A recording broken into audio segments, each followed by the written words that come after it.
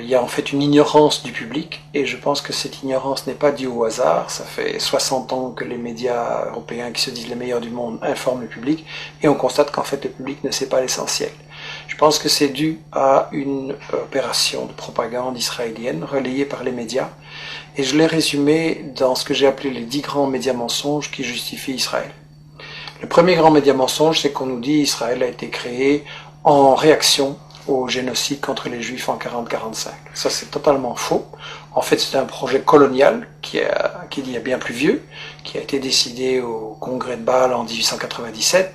Le mouvement nationaliste juif décide de coloniser la Palestine.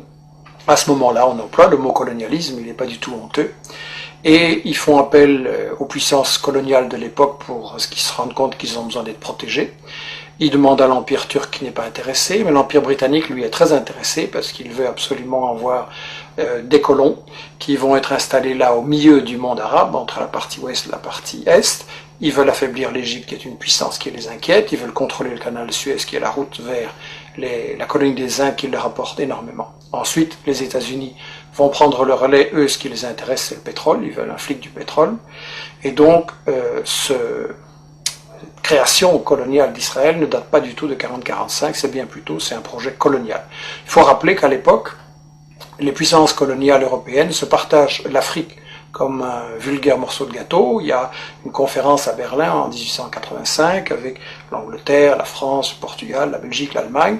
On se partage l'Afrique comme un vulgaire gâteau. Il n'y a évidemment aucun Africain qui est invité, je veux dire. Et donc on est vraiment dans l'époque coloniale.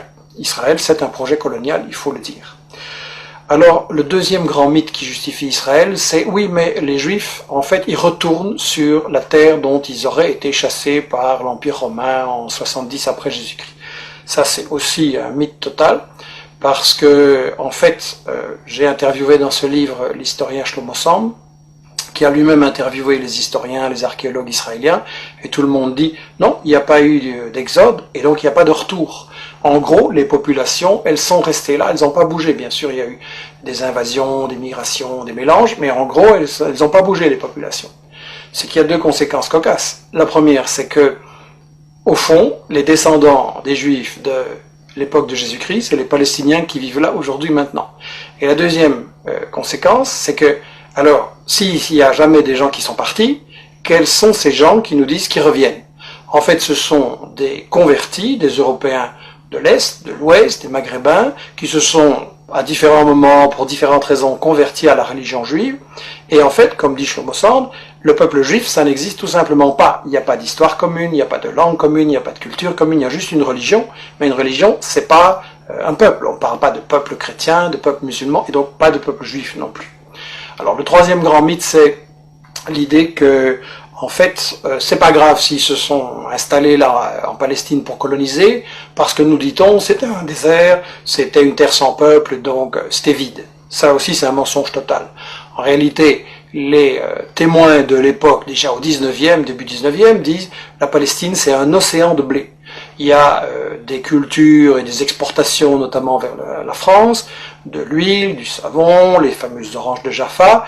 Et d'ailleurs, quand les colons britanniques et puis les colons juifs vont vouloir s'installer en Palestine à partir de 1920, les paysans palestiniens refusent de céder leurs terres, et donc il y a des révoltes, il y a des grèves générales, il y a des manifestations avec de nombreux morts, il va même y avoir une guérilla en Palestine, donc c'était tout sauf un désert, et tout ça n'a été brisé que par une répression très très féroce de l'occupant britannique et des sionistes ensuite. Alors on nous dit, oui c'est vrai, il y avait des Palestiniens, mais enfin ils sont partis d'eux-mêmes. Ça aussi c'est faux. J'ai cru ça moins longtemps, et tout le monde a cru ça, et ça a été la grande version officielle d'Israël, jusqu'à ce qu'on a appelé les nouveaux historiens israéliens, Benny Morris qui est interviewé dans les livres, Papé et d'autres disent non, les Palestiniens ont été chassés par la violence, par la terreur, par toute une opération systématique pour les expulser en fait du pays, pour vider la terre de ses habitants. Donc ça c'est encore un mythe absolu, et ça c'est pour, disons, la partie historique, l'histoire d'Israël, tout ce qu'on nous cache, qui est très très important à comprendre. Et ensuite, ce qu'on nous dit sur la période actuelle, c'est que de toute façon, Israël c'est la seule démocratie au Moyen-Orient, et que donc il faut la défendre, c'est un état de droit.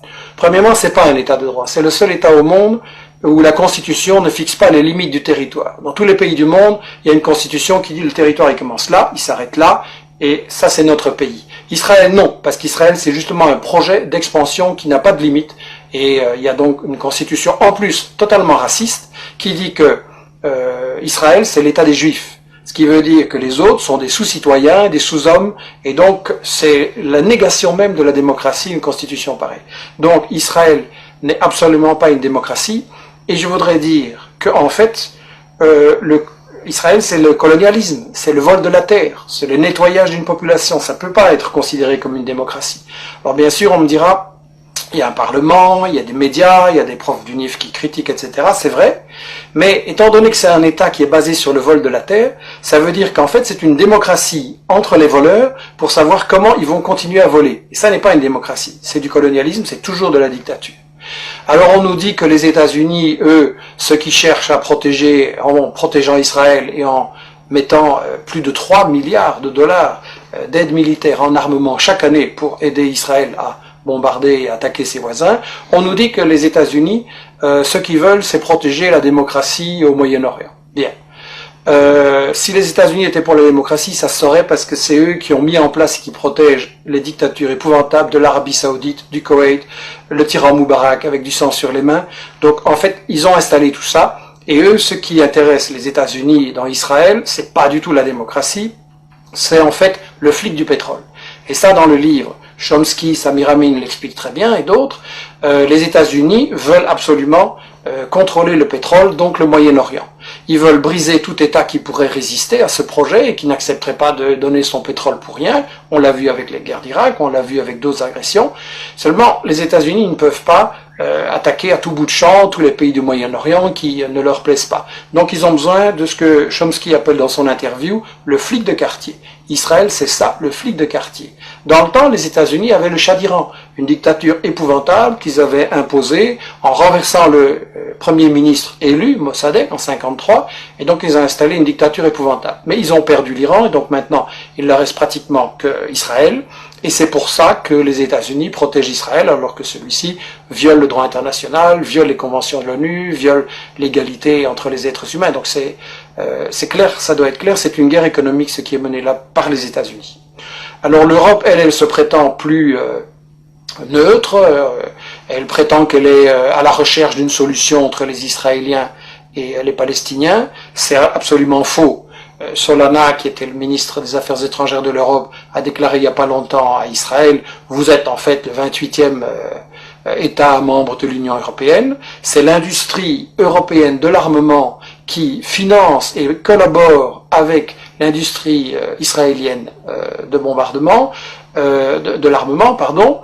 On a des gens comme Lagardère en France et Dassault qui sont tout proches de Sarkozy et qui collaborent avec l'industrie de l'armement israélienne. Et en plus, lorsque les Palestiniens ont élu leur gouvernement, l'Union européenne a refusé de le reconnaître. Elle a clairement donné le feu vert à Israël pour bombarder Gaza. Et donc là, ça doit être très clair que quand Netanyahou, Barak, Olmert et tous ces gens-là bombardent les Palestiniens, c'est Sarkozy, c'est Merkel et c'est les gouvernements européens en même temps qui bombardent. Ça, c'est quelque chose qu'on doit dire clairement à notre opinion. Alors, quand vous dites ce genre de choses, quand vous racontez la véritable histoire de la Palestine et d'Israël, quand vous montrez les intérêts scandaleux des États-Unis et de l'Europe, alors tout de suite, évidemment, on essaye de vous fermer la bouche en disant que vous êtes un antisémite. Enfin bon, disons un raciste anti-juif. Il y a une chose qui doit être très claire. Quand on critique le gouvernement d'Israël, on n'est pas raciste anti-juif, au contraire, on critique un gouvernement qui nie l'égalité entre les êtres humains, entre les juifs et les musulmans. Et donc on veut au contraire que soit possible un avenir, une paix, une entente entre les juifs, les musulmans, les chrétiens et les laïcs au Moyen-Orient, et c'est pour ça qu'il faut arrêter le gouvernement d'Israël dans ses crimes, parce qu'il ne fait que semer la haine, et c'est sa stratégie, semer la tension, semer la haine. Alors là, ils répondent, et les médias relayent souvent l'idée, oui mais les Palestiniens sont violents, c'est du terrorisme, etc. Je voudrais dire une chose, la vraie violence, c'est le colonialisme, c'est l'armée d'occupation israélienne qui a volé leurs terres, leurs maisons aux Palestiniens depuis 60 ans. c'est l'armée israélienne qui empêche les Palestiniens d'avoir une vie normale. Vous avez des checkpoints pour aller de votre maison à votre bureau, vous avez des checkpoints, vous devez parfois attendre 1 heure ou une journée. Il y a des femmes enceintes qui sont mortes parce qu'elles étaient bloquées par l'arbitraire des soldats israéliens au checkpoint. Donc la violence, en fait, c'est l'occupation. Et je voudrais dire une chose, l'ONU, dans ses textes fondamentaux, reconnaît le droit de tout peuple colonisé, de tout peuple occupé, de résister par tous les moyens qu'il juge bons. Donc la résistance est légitime et la violence c'est l'occupation et c'est tout. Et évidemment, le problème que beaucoup de gens se posent, c'est que face à tant de haine qui sont semées volontairement par Israël et ceux qui le soutiennent, les gens pensent oui, c'est un conflit qui va durer toujours, il n'y a pas de solution, il y a trop de haine, etc. Il faut savoir que la solution, elle existe. Parce qu'en fait, les grandes organisations palestiniennes, dès le milieu des années 60, ont proposé une solution très démocratique et très simple, à savoir un seul État, sans discrimination, où il y aurait une égalité de droits entre les juifs, les musulmans, les chrétiens et les laïcs. C'est la définition même de la démocratie, un homme, une femme, une voix. Et Israël a toujours refusé de négocier ces solutions.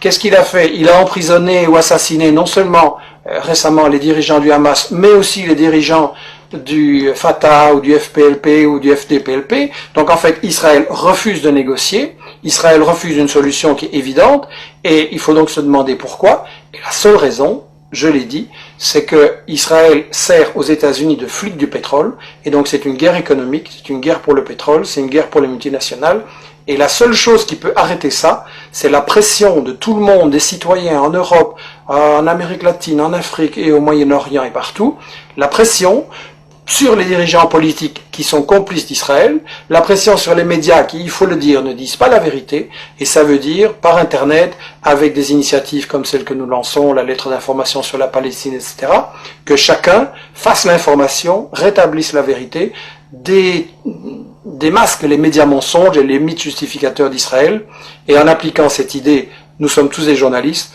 on arrivera véritablement, je pense, et assez rapidement, à une possibilité de négocier et de trouver une solution pour établir la paix au Moyen-Orient.